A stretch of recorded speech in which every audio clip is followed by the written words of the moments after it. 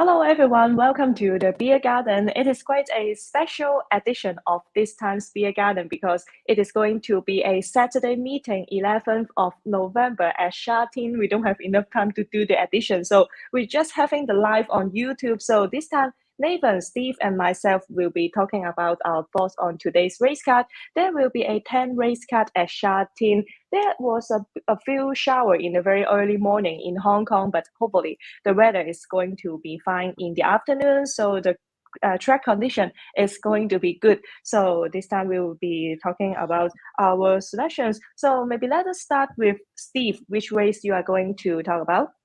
Well, hi Shireen, hi Nathan. 10 very good races here. So what do? I pick a class 5, but I was actually quite tempted in racing. Well, I'm not going to give it away, but the race that Yeah, Shireen picked. So there's no point in duplicating having two same races. So I yeah, I yeah. decided to go for race number 2, which is a class 5 over the 2,000 meters, where I go for Starship 80, trained by Pierre Ung, who leads the trainers' ranking with 16 winners. He's still a maiden after 17 runs, but he's on a career low mark of 27 now, which is obviously 25 pounds below his introductory mark. He's proving costly to follow, but he's a more consistent type this season, never out of the top 5 in a handful of starts, never over $10 at the SP as well. So relatively well fancied each time. Class 5, it's obviously a risky betting proposition, but he's nicely drawn Mm. in 5, and he finished one place behind the likely favourite Fiery Flying on his penultimate start, and he's now £2 better off.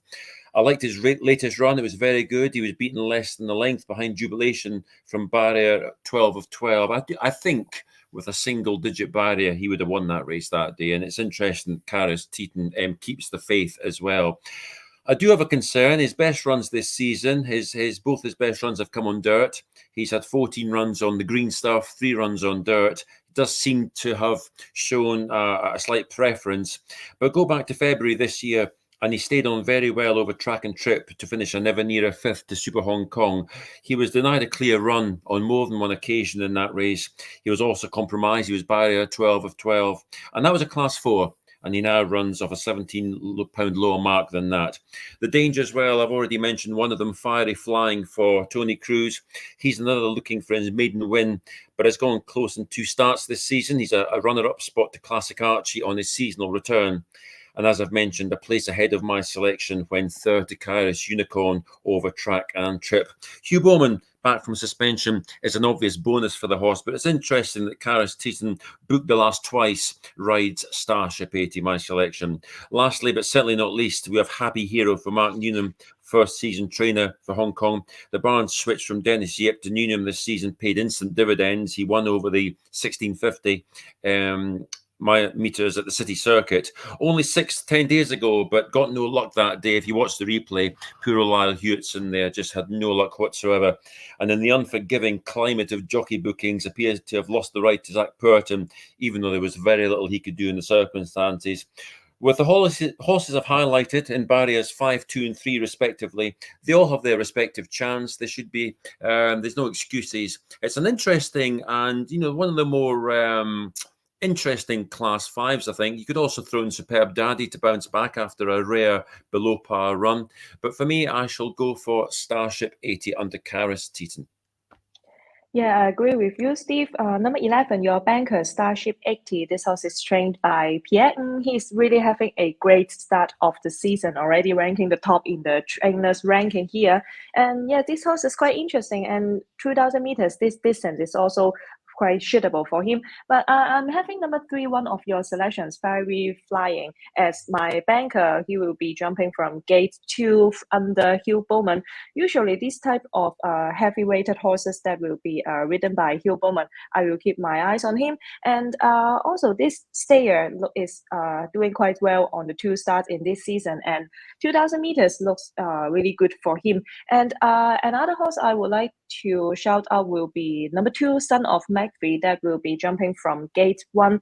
I think this distance should be good for him. His pedigree supports him to a longer distance. So maybe this time he has a good draw, but the top weight is a big concern for him. So slightly chance for him to run close. But I'm having my banker number 3, Fiery Flying in race number 2, and I also quite like Starship 80. And yeah, also Happy Hero that it is good to have Zach Purton on board.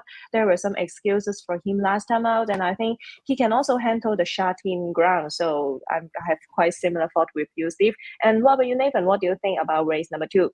Yeah, I'm on the similar line of thinking to both you as well. I'm seeing this race very similarly.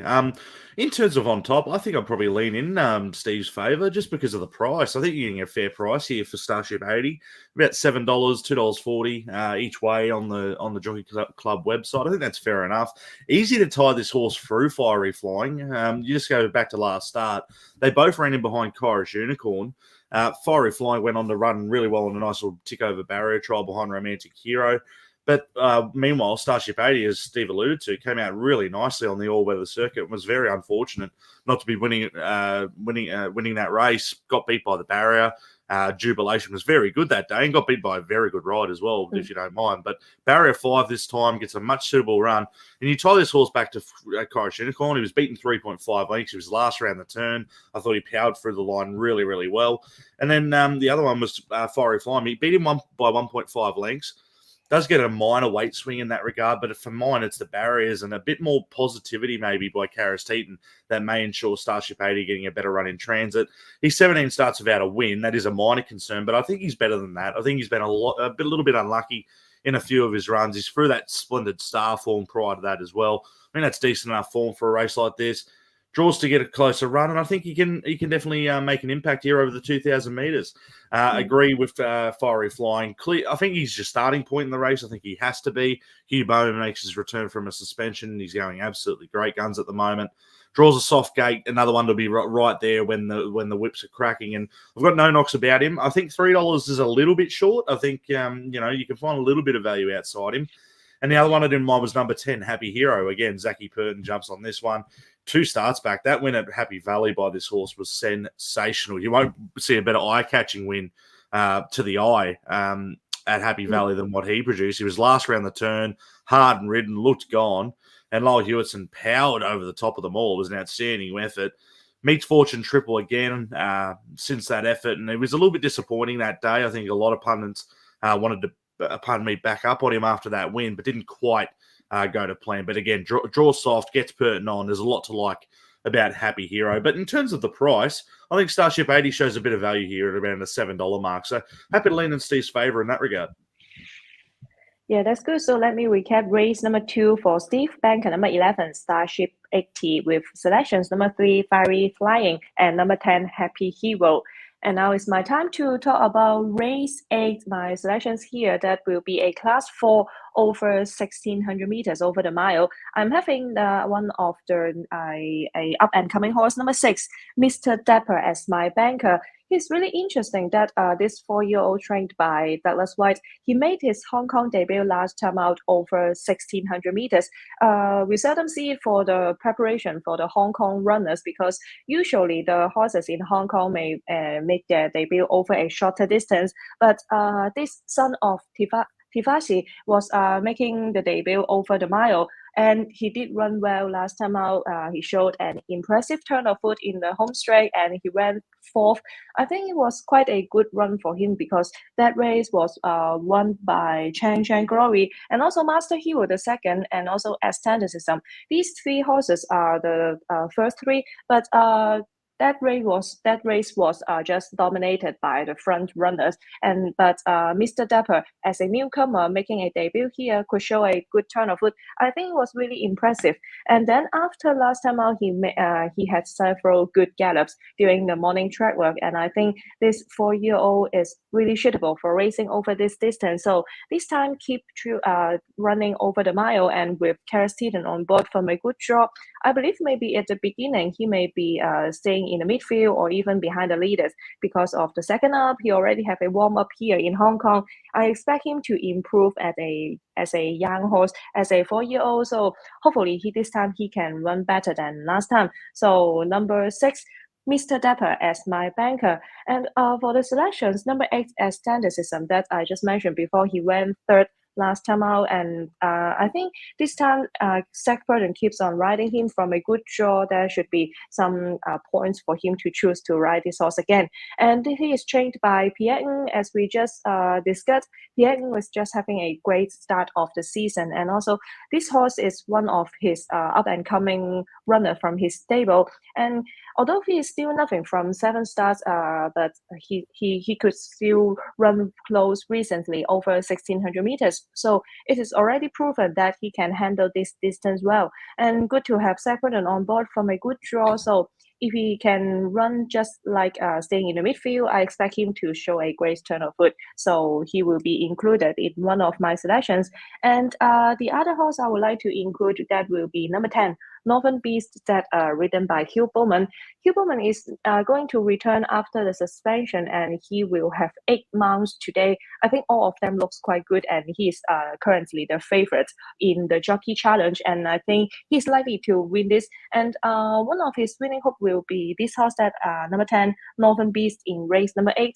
He is a lightly raised 4-year-old, only having 4 starts in Hong Kong. But this time he will be trying over the mile again after a warm-up run in this season. So this son of Maurice, I'm expecting him to improve at the age of 4. And yes, last time out, his performance was not bad because he did not have a really clear run in the home straight, but still managed to run well, just beaten by 2 lengths. And this time stepping up to 1600 meters.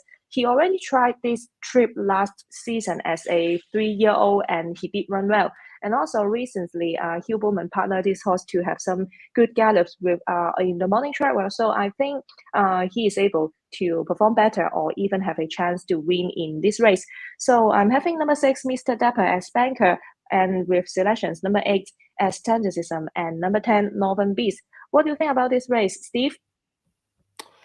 Yes, it's an interesting race, isn't it? I actually went for Northern Beast in this race. A really nice horse, a son of Morris, who of course is legendary Hong Kong, a triple Group 1 winner in Hong Kong. But yes, back to Northern Beast. He's only had 4 runs. I liked his first run, his debut in May this year, when he was a very good third to Storm Legend. Hugh Bowman's partnered him each time, all 4 runs, also in the latest barrier as well, and he also takes the ride this time. I think I'm more keen on this horse in terms of just what he can do. He's a beautiful horse. I mean, normally you see dark coloured horses that are still beige. He's actually a black horse, which is a beautiful colour, and just looks a real impressive sort. I liked his reappearance run on the 22nd. He was 6th of 14 to Fun Together, and that was after almost like a 4-month break. That was only his 4th run. Drawn 8. It's a kind of a middling draw. But I thought that run was really quite unlucky. He just, if you look at it, it wasn't completely hit a brick wall, but there was various times where Hugh Bowman just couldn't ride out the way he wanted. But I just liked the way under hands and heels at the end of the race, he just kind of made progress between runners. I thought it was a really eye-catching ride. So that would be the one for me. I obviously put it as my best bet on the night, and I think the others, you know, the ones that you mentioned is the ones I look at. Aestheticism, ironically, was my best bet 6 days ago. As aestheticism is actually a 19th century art movement. Who knows? It might be a picture perfect scene for him on Saturday. But it seems silly to desert him now because he has a huge chance. But I sometimes wonder about horses that have unlucky stories. Ironic, just as I picked Northern Beast here, but you know, he's hit the crossbar the last 3 times, aestheticism, and it was an excellent front running ride by Lyle Hewitson on Wide Blue Yonder last time. I think there's no doubt aestheticism would have won with a clear run, and Zach Purton gets another chance from gate 4. Now he might just come out and win this time, but it's a fairly quick backup, and as I say, sometimes unlucky horses do tend to find trouble. And I think I'll just slightly prefer Northern Beast in this instance. I think another horse that I thought was interesting was Celtic Times, who has always there or thereabouts. He's 2 wins from 17 starts, but of course they were in Ireland, once at Leopardstown, and then his final run in Ireland was at Tipperary, where he won over 1,500 metres. Hasn't quite done it here in Hong Kong, but 2 good runs this season. Third to Unicorn last time, sixth to Chan Cheng Glory. So another obviously good chance there. Mr. Dapper, well, obviously a good chance as well, as Shireen's alluded to. Fourth on his debut. Douglas White going well. 1 place behind aestheticism. I just wondered, sometimes they can actually build on their debut, but this is a tough race second up. And I just had a slight preference for the horses who have had a bit more experience under their belt. So for me, that was Northern Beast, followed by the unlucky aestheticism and possibly Celtic Times as well, drawn nicely in gate 1 under Matthew Chadwick. Yeah, that's good. And now Northern Beast is having a better price than aestheticism. He's a 5-1 in the win for the win in the Hong Kong Jockey Club, and aestheticism is the current favorite at 3.2. So quite a good race to watch. And Nathan, what about you? What do you think about race number 8? Yeah, I echo similar sentiments to you both. I think you've both sort of narrowed the race down pretty similarly. Look, I think that's the query with Mr. Dapper. Now, he's a horse I actually tipped up first up at a massive price. Obviously, I tipped him each way, so he ran in the fourth, which is ideal. So he was able to power through the line. He was really impressive. And like you said, Shireen, I think first up to the mile, Bites of Archie, he's obviously bred to get a trip, but the fact he was able to power through the line the way he did first up is why you've got to take such a short quote. That's the thing for mine. I love this horse. I just don't love the SP profile. $62 first up, and now you got to take $5.50 second up. I hope he can stick and sort of go on with the job. I've got him narrowly on top, but I do think you've got to take a premium on the price. I think he's a little bit unders currently. I think if Purton has a decent day to start, wait for later on if you're a fixed odds punter, wait till later and let this horse drift out. I think you might get $6-7 a little bit later on in the afternoon. So look, I've got Mr. Dapper on top just on his run. I thought it was a terrific effort. You can tie him clearly through aestheticism, who Purton is on here, number 8, who I again made a tip last week, and he was a good thing licked. He should have beat Wide Blue Yonder. He was hampered, couldn't get out. It was an absolute horror watch if you were on him. I don't mind the 6-day backup. It is tough sometimes, but we've seen horses do it in Hong Kong. We've seen them do the 3-day backup when they go from Sha Tin to Happy Valley on a Wednesday. So I'm not overly concerned in that regard. And you look at the stable, the Pierre Ungyard is just absolutely airborne at the moment. Everything they touch turns to gold. This son of Darren is going absolutely outstanding. Luckless without a win, but I do tend to agree with Steve. Once you want to be forgiving, but how forgiving can you be? He's run 5th, 2nd, 3rd, and 3rd. You've got to put a win on the board at some point, and I think that could be today.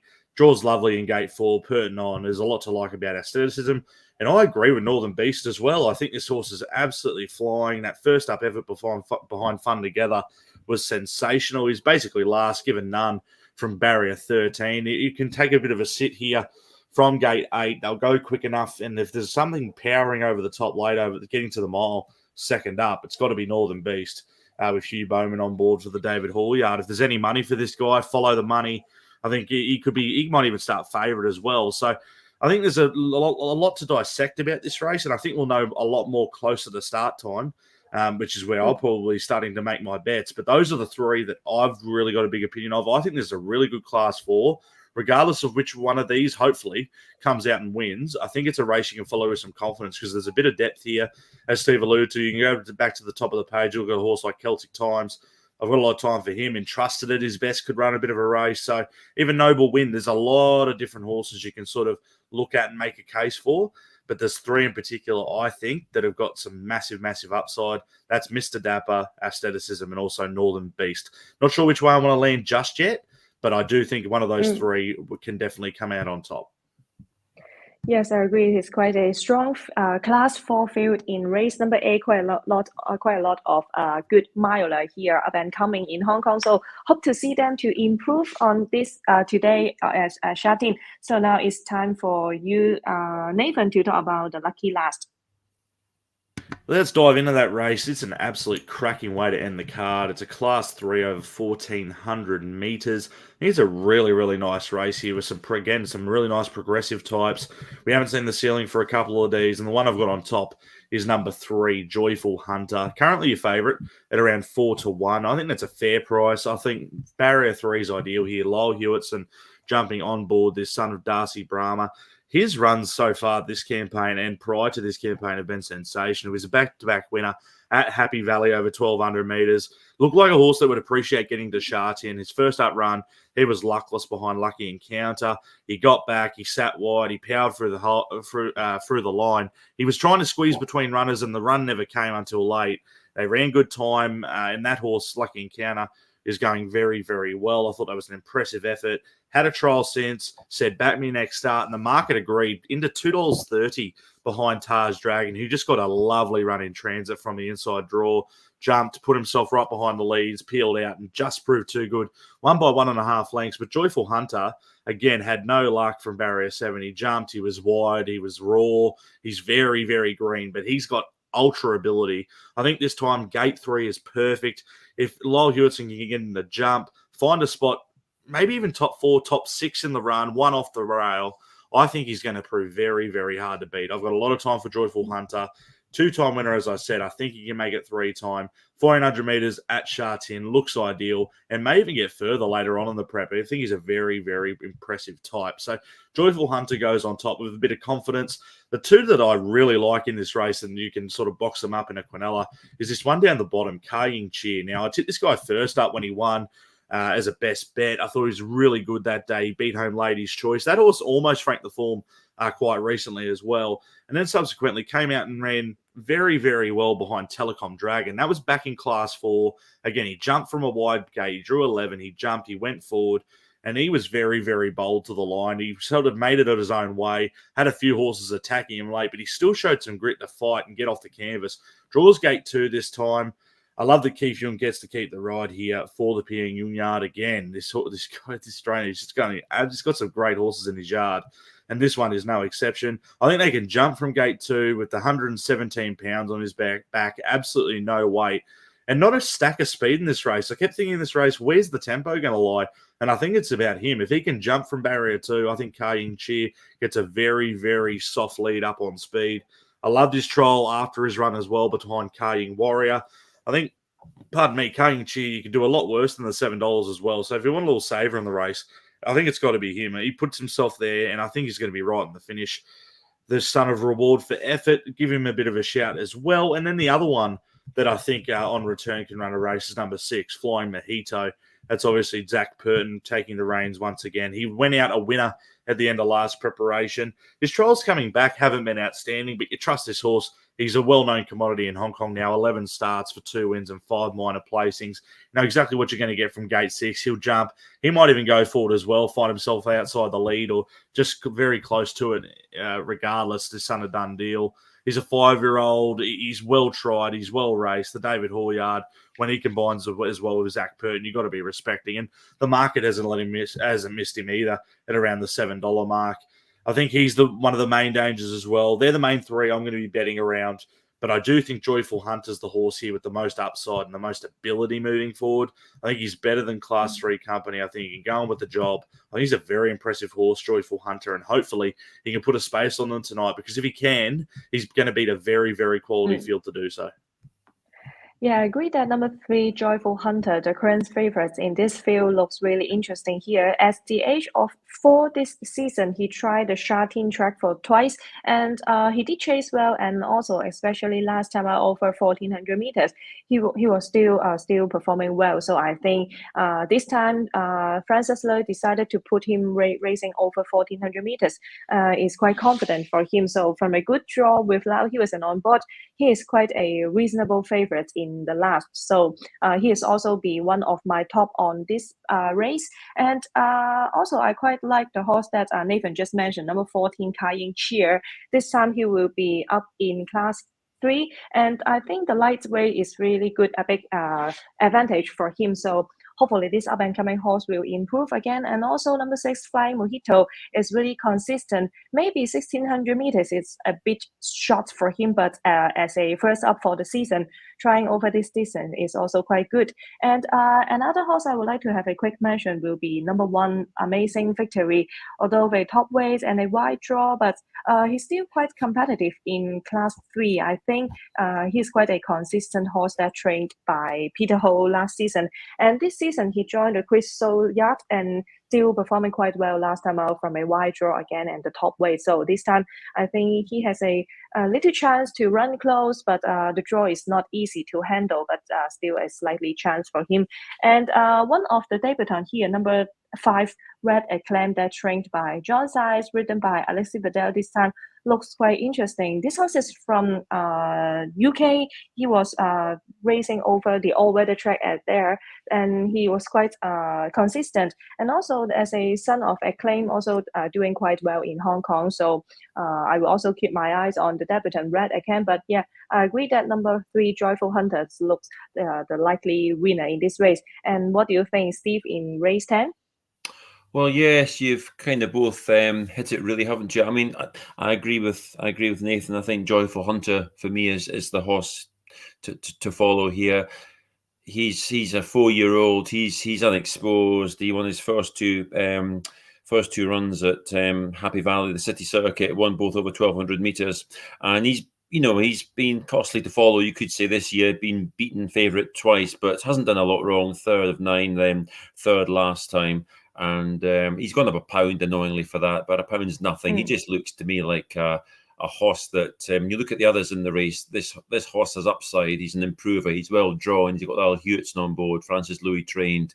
A horse with far more to give, you would imagine. So for that matter, he would be on top for me. The other ones you've already mentioned, the likes of Kai Chia, interesting, 3rd up. I think 2 that we haven't mentioned I like. I think Hyper Dragon Ball, while he's not exactly thrown in at the weights, he's remained £6 higher than his than for his only victory. But he's a nice horse. He's a nice, consistent type. Jerry Chow takes £2 off. You can forget he wasn't right in his second run this season, but he was a good 3rd on his return. He was 6th last time. There was almost like a blanket for 3rd place that day. He ran really well. He's drawn well in gate 4. He's a steady, consistent horse. If the more fancied, sexier profile horses don't run well, then Hyper Dragon Ball, you can guarantee will run okay. Also, I think Flying Mojito has his chance as well. He returns after a 125-day absence, I guess, for David Hall, who's going into this meeting on the verge of saddling a 600th winner. He scored over course and distance on his final start last season. There's more to come. His barrier trials haven't been scintillating, but it's possible he might need the run, of course. But Zach Purton's on board. He's drawn in 6. It's obviously a good chance. And I was just looking back to, the last big sort of on the 5th of November, the last course and distance race we had at Sha Tin. We were expecting green and white or possibly yellowfin to win, and who goes and wins but Drum Big Banner at $17. Things like I always try and look for something unexpected. I certainly didn't expect Drum Big Banner. I thought he'd run well, but I didn't think he'd defy top weight that day. So, by that token, as Shireen says, it's interesting, Amazing Victory. You've also got another couple of horses who could, if they bounce back to their best, be interesting. Satanta, for instance, he's not unduly harshly handicapped. He hasn't shown much in 2 runs this season. I think he's been drawn 11 both times, though. Derek Long on board. Hit a bit of form towards the end of last season. If he bounces back from gate 8, he could be interesting. And also the likes of D-Star. He went back-to-back. And his last run was very disappointing. He's at the barrier trial that he passed since. So he's got a chance. Matthew Chadwick on board, gate 1. They don't have the scope or the upside of your Flying Mojitos or your Joyful Hunters, but they are interesting in their own way. But for me, I agree with Nathan. I thought Joyful Hunter on his 5th start, the odds look quite generous, I would say. And also give a chance to Hyper Dragon Ball. And of course, the one at the bottom, Kai Chia, very much unexposed for Pierre Ung, who can do little wrong. Yeah. Yeah, right. So it is quite a good race to end today's race card. In race 10, let me recap for Nathan. Banker will be number 3, Joyful Hunter, with selections number 14, Kayin Cheer, and number 6, Flying Mojito. And that's all for our preview for today's Saturday race card. The weather now in Hong Kong is getting better. We just had a few showers in the very early morning. So hopefully the ground will not be affected too much and the ground condition will still remain in good condition. So hopefully you will enjoy our show and hopefully we find you some winners for you. And we will see you next time for the Happy Valley preview next week. Thank you for watching. See you next time. Goodbye.